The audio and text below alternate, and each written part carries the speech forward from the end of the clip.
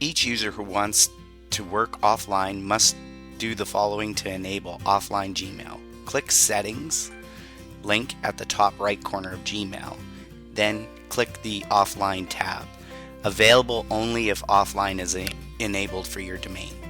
Select the Enable Offline Mail for this computer.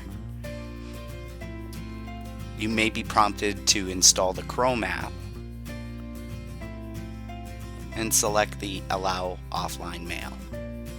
Click Continue and you'll be set up.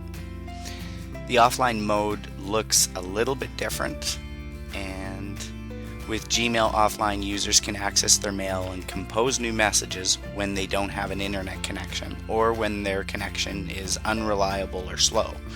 When users reconnect, Gmail automatically sends any outbound messages.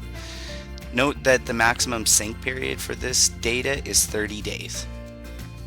Get back to Gmail offline by clicking the Apps launcher and then selecting the Gmail offline icon.